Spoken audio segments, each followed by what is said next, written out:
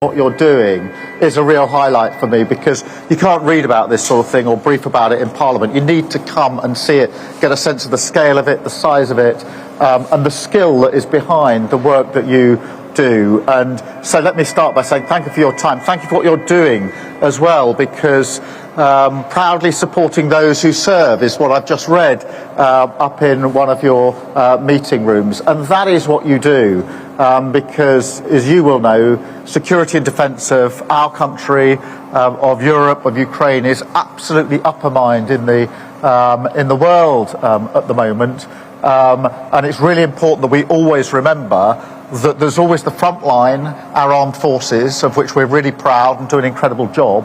But they wouldn't be able to do their job if they didn't have you proudly supporting what they're doing. So I hope you feel a real sense of pride in the work that you are doing, because you are serving your country, because without what you're doing, we wouldn't be able to do what's necessary to keep our country safe and secure. So thank you for that. You may have seen that last week we announced the highest sustained increase in defence spending since the Cold War.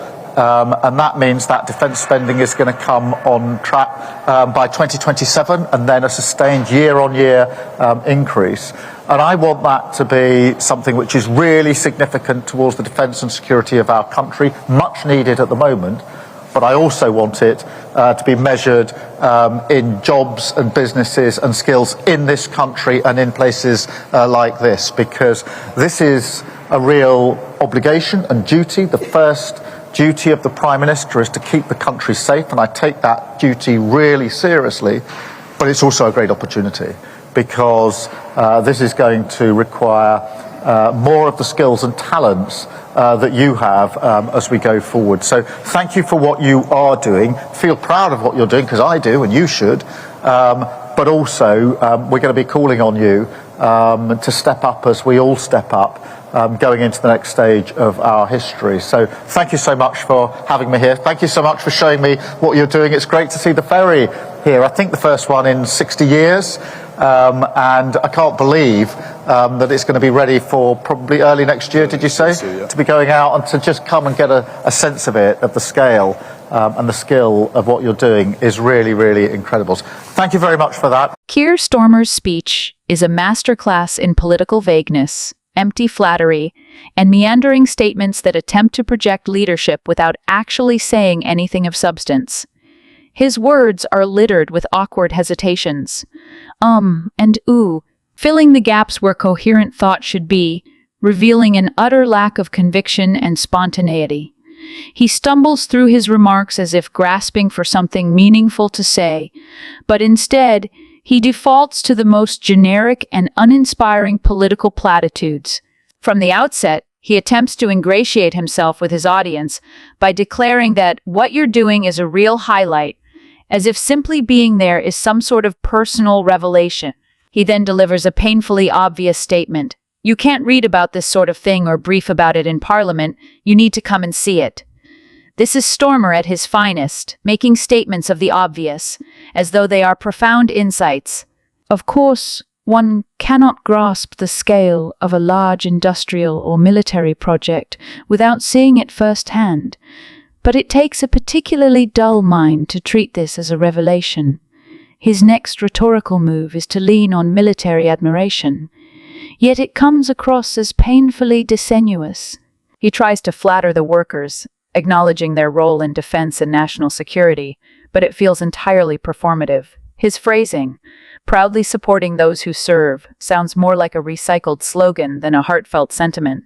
The repeated appeals to national security and the defense of Europe and Ukraine are nothing more than an attempt to position himself as a serious leader, yet he provides no actual vision or policy direction. Instead, he rambles about how important security is, without offering a single meaningful insight into how he would improve it. When he moves on to defense spending, Starmer once again proves himself to be a man of contradictions. He brags about a high sustained increase in defense spending, despite his party historically opposing military expansion. He claims it will be measured in jobs, businesses, and skills, as if throwing money at the military-industrial complex will magically translate into prosperity. There is no mention of efficiency, no scrutiny of waste, no real vision for how this spending will be managed. Just a desperate attempt to appeal to nationalistic sentiment while appeasing corporate interests. Perhaps the most laughable part of his speech is when he frames the Prime Minister's duty as keeping the country safe, declaring, "I take that duty really seriously." This from a man whose political career has been defined by cautious hedging, turns, and an inability to take firm stances on crucial issues. If Starmer truly took national security seriously, he would have demonstrated a consistent position on defense, law enforcement, and border security, rather than flip-flopping depending on the political climate. His words here are nothing more than a hollow attempt to project authority, something he has consistently failed to do throughout his leadership. Minister Dame Angela Eagle. It says that you're worried about population projections and you worry about a significant fall in the percentage of the indigenous white British population. Can you explain what your worry is and define what the indigenous white population is, please? I've been here since the mid-50s. The population, the immigrant ethnic minority element of the population in those days was something like 4%. In the 1951 census, it was actually 3.9%. It is now 25%, and that has substantially happened over the last 30 years. That is my concern. Having arrived here as a migrant and accepted and joined this country and made it my own, I see it now changing very rapidly into something that the majority of people in this country do not want to happen. The discussion between Dame Angela Eagle and Alf Mehmet touches upon a highly sensitive and controversial topic: demographic changes in the UK and the concerns surrounding shifts in ethnic composition.